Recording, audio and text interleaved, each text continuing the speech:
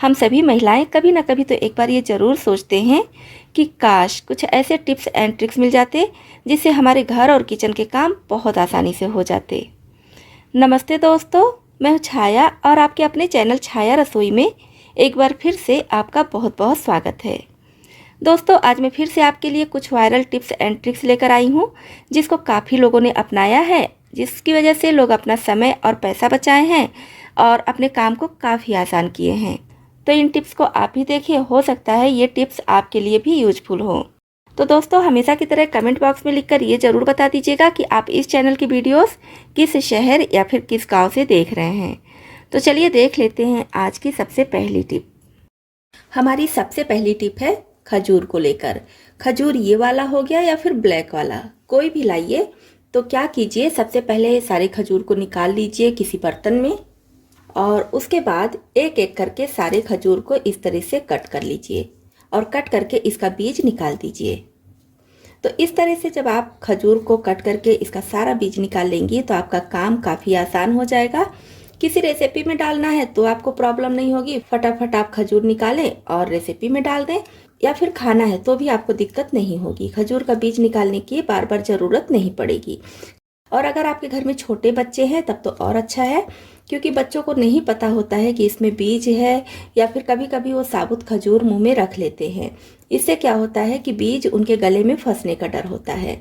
अच्छा, एक बात और कि कभी कभी खजूर जो है अंदर से खराब होता है, इसमें फंगस लगा होता है। तो इस तरह से जब आप सारे खजूर को खोलकर इसका बीज निकालेंगी तो चेक भी हो जाएगा कि खजूर सही है कि खराब है। इस तरह से सारे खजूर को आप खोल लीजिए और कंटेनर में स्टोर करके रख लीजिए। जब भी किसी को यूज करना है, किसी को खाना है, चाहे बच्चे हो चाहे बड़े, अपना निकाले और खा लिए। तो मैं तो जब भी खजूर लाती हूँ इसी तरह से करके रखती हूँ, तो मुझे बिल्कुल भी टेंशन नहीं रहता है कि बीज बच्चों के मुंह में न चला जाए या तो कोई खराब खजूर तो नहीं है इसमें।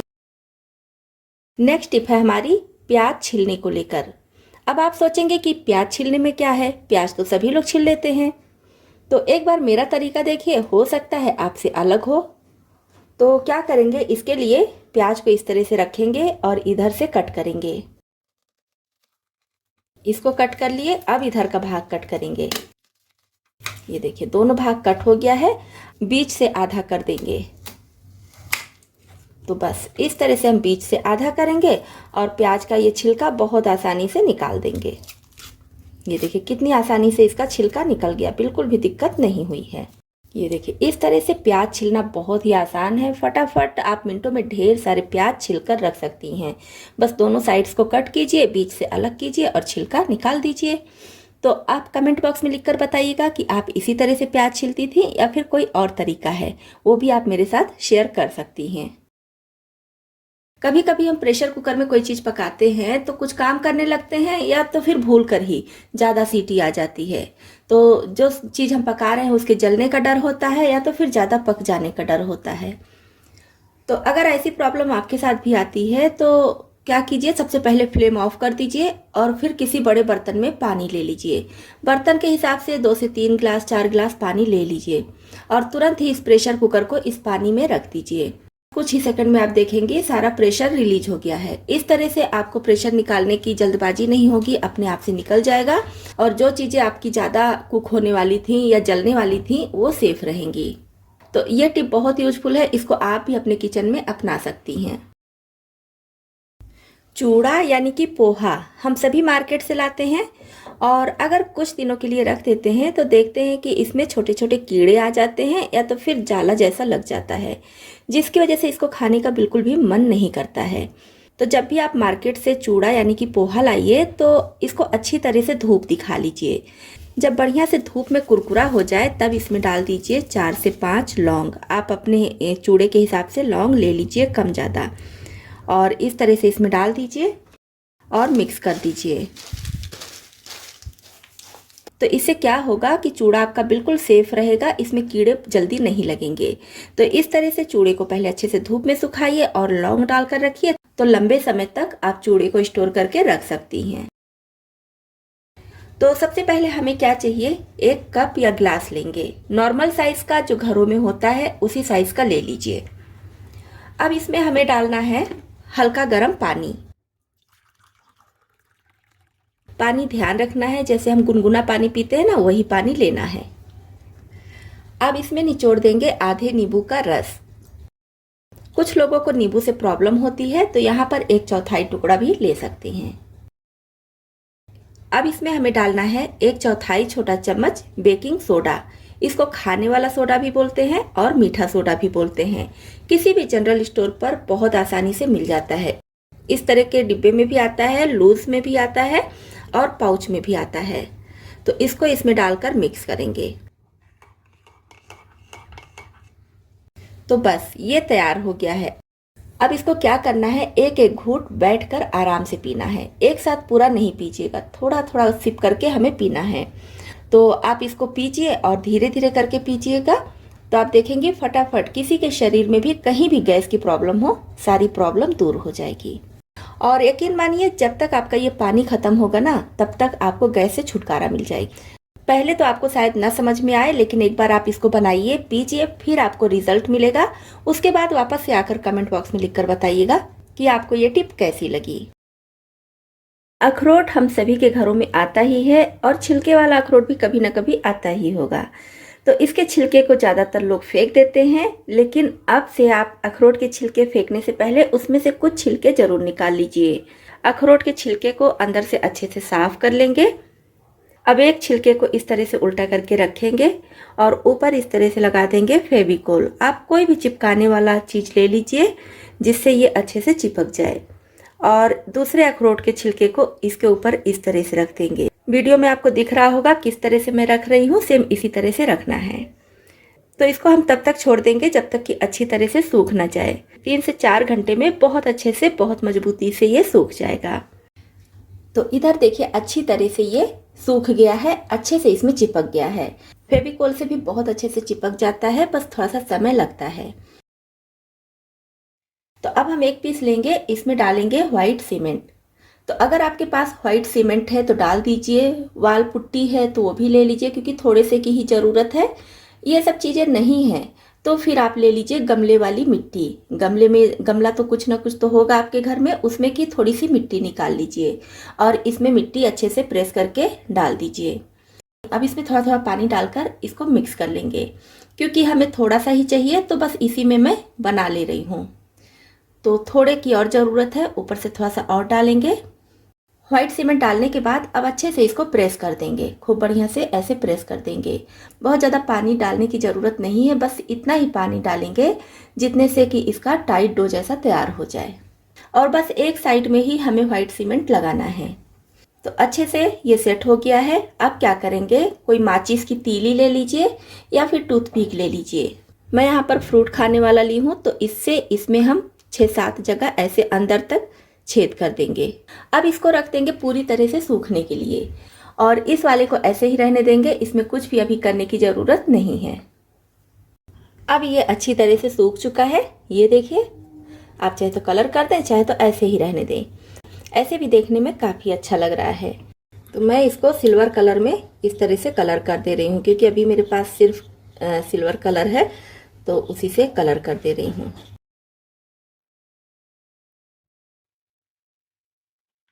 तो ये हम बनाकर तैयार किए हैं धूप बत्ती होल्डर। इसमें हम धूप बत्ती जलाकर रखेंगे, और ये बनाए हैं अगरबत्ती होल्डर। और ऐसा नहीं है कि धूप बत्ती पूरा जलेगा तो ये लकड़ी का है, ये भी जल जाएगा, क्योंकि धूप बत्ती जब भी आप जलाती होंगी तो देखती होंगी थोड़ा सा बच जाता है, पूरा कभी नहीं जलता है। लेकिन फिर भी अगर आपको डर लग रहा है तो नीचे कोई चीज़ रख दीजिए छोटा सा, या तो फिर इसमें भी व्हाइट सीमेंट लगा दीजिए।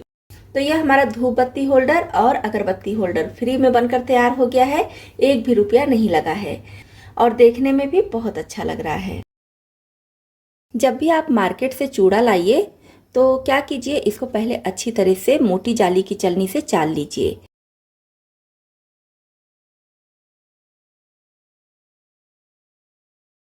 इससे क्या होगा, चालने के बाद ये जो महीन महीन पाउडर जैसा निकलता है, इसमें कीड़े बहुत जल्दी लगते हैं। छोटे छोटे कीड़े आ जाते हैं जो हमें ऐसे जल्दी नहीं दिखते हैं। जब बहुत ध्यान से हम चूड़े को देखते हैं तब वो कीड़े दिखते हैं। और कभी कभी मार्केट से ही लेकर आइए, थोड़ा पुराना चूड़ा होता है तो उसमें भी आप चालते समय ही देखेंगे कि छोटे छोटे कीड़े रहेंगे। ये तो नया चूड़ा है, इसमें नहीं है, लेकिन अगर इस पाउडर के सहित चूड़ा रख देंगी तो देखेंगे जहाँ 2 से 3 महीने में चूड़े में कीड़े लग रहे हैं, वहाँ पर 1 ही 1.5 महीने में कीड़े लग जाएंगे। तो इससे अच्छा है कि जब भी आप स्टोर कीजिए उससे पहले इस पाउडर को निकाल लीजिए। चूड़े के पाउडर को, यानी कि जो इसको टूटा भाग होता है वही महीन हो जाता है, पाउडर जैसा हो जाता है, तो इसको पहले ही निकाल दीजिए, फिर चूड़े को स्टोर कीजिए। और इस चूड़े में थोड़ा कम है, किसी किसी में बहुत ज़्यादा निकलता है, तो पहले से आप चाल कर निकाल देंगी तो आपको आसानी भी होगी, बनाते समय चालने की ज़रूरत नहीं पड़ेगी और कीड़ा लगने का चांस भी काफ़ी कम हो जाएगा। नेक्स्ट टिप है हमारी छोले वाले चने यानी कि काबुली चने को उबालने को लेकर। अगर आप चाहती हैं कि काबुली चना अच्छे से उबल जाए लेकिन इसका छिलका अलग ना हो, ये देखिए कितने अच्छे से ये उबला है लेकिन छिलका अलग नहीं हुआ है, तो आप इसमें कुछ भी नहीं डालिए, ना ही नमक डालिए, ना हल्दी डालिए, ना बेकिंग सोडा, बेकिंग पाउडर, कुछ भी नहीं डालना है। बस सिर्फ आप इसको धुलिए और पानी डालकर गैस पर चढ़ा दीजिए। अपनी पसंद अनुसार सीटी लगा लीजिए जितना गलाना है आपको, तो आप देखेंगे कि चना अच्छे से गल भी जाएगा और इसका छिलका भी अलग नहीं होगा। टिप भी हमारी काबुली चने को ही लेकर है। तो जब भी आप काबुली चने को बॉयल करिए, थोड़ा चना बच जाता है तो आप उसको अलग रख लीजिए, या तो फिर आप ऐसा भी कर सकती हैं जैसे ज़्यादा चना भिगा कर उबाल लीजिए और फिर स्टोर करके रख लीजिए। इससे अगर थोड़े से चने की ज़रूरत है तो आपको बार बार भिगाना या उबालना नहीं पड़ेगा। फिर आप उसको स्टोर करके 15 से 20 दिनों तक यूज कर सकती हैं। तो जैसे ये काबुली चना बॉयल हो गया है, पूरे की मुझे ज़रूरत नहीं है तो थोड़ा सा मैं निकाल ले रही हूँ अच्छी तरह से ठंडा होने के लिए। तो ये देखिए थोड़ा चना मैं निकाल ली हूँ, इसको छोड़ देंगे पूरी तरह से नॉर्मल हो जाए, गर्म नहीं होना चाहिए, एकदम नॉर्मल हो जाए। तो जब ये अच्छी तरह से ठंडा हो जाए तब इसको किसी कंटेनर में रख लेंगे। थोड़ा बहुत छोले का पानी है तो भी कोई दिक्कत नहीं है। अब आप इसको स्टोर करके रख सकती हैं डीप फ्रीजर में। डीप फ्रीजर में 15 से 20 दिनों तक बहुत अच्छे से ये सेफ रहेगा। फिर आपको जब भी कोई रेसिपी बनानी हो, सैलेड वैलेड बनाना हो तो फिर निकाल कर फटाफट यूज कर लीजिए। ये टिप बहुत यूजफुल है। इस तरह से आप छोले थोड़ा ज़्यादा भिगाइए और फ्रिज में स्टोर कर लीजिए, 15 से 20 दिनों तक ये सेफ रहेगा। इस तरह का बॉटल हम सभी के घरों में होता है। इसमें हम गर्म और ठंडा दोनों चीज़ें रखते हैं। समय के साथ साथ ये काफ़ी गंदा हो जाता है और इसमें से अजीब सी स्मेल भी आती है। तो आज बहुत आसान तरीका बता रही हूँ, इसको आप घर में ही फटाफट साफ कर सकती हैं। किसी भी तरह की स्मेल हो फटाफट गायब हो जाएगी। तो इसमें हम डालेंगे सबसे पहले वॉशिंग पाउडर। ज़्यादा की ज़रूरत नहीं है, 1.5 से 2 चुटकी वॉशिंग पाउडर डालेंगे, क्योंकि अगर बहुत ज़्यादा वॉशिंग पाउडर डालेंगे तो इसको काफ़ी देर तक साफ करना पड़ेगा, काफ़ी समय तक खंगालना पड़ेगा। अब डालेंगे करीब आधा छोटा चम्मच नमक। आप बॉटल की गंदगी के हिसाब से नमक कम ज़्यादा कर लीजिएगा। अगर बहुत ज़्यादा गंदा बॉटल है, बहुत ज़्यादा स्मेल आ रही है, या फिर बड़ा वाला बॉटल है तो 1 चम्मच ले लीजिए, नहीं तो फिर आधा छोटा चम्मच काफ़ी होता है। अब इसमें डालेंगे हल्का गर्म पानी। हल्का गर्म पानी डालने के बाद सब तरफ से घुमाते हुए अच्छे से शेक कर लेंगे।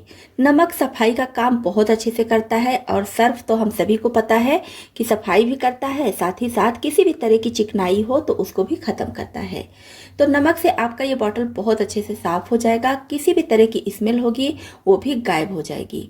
इस तरह से बॉटल साफ़ करने वाले ब्रश से इसको अच्छे से साफ़ कर लेंगे और फिर इस पानी को फेंक कर नॉर्मल पानी से 2 से 3 बार 4 बार खंगाल लेंगे। तो इस तरह से हमारा बॉटल देखिए बहुत अच्छे से साफ हो जाएगा। ना तो किसी तरह के केमिकल की ज़रूरत पड़ेगी, ना ही मार्केट से कुछ लाने की। तो दोस्तों, आपको इसमें से कौन सी टिप ज़्यादा पसंद आई और कौन सी पहले से पता थी, कमेंट बॉक्स में लिखकर ज़रूर बताइएगा। इसी तरह से और भी ज़्यादा यूजफुल टिप्स एंड ट्रिक्स देखने के लिए, और अगर आप चैनल पर नए आए हैं तो हमारी यूट्यूब फैमिली में शामिल होने के लिए इस चैनल को सब्सक्राइब भी कर लीजिएगा।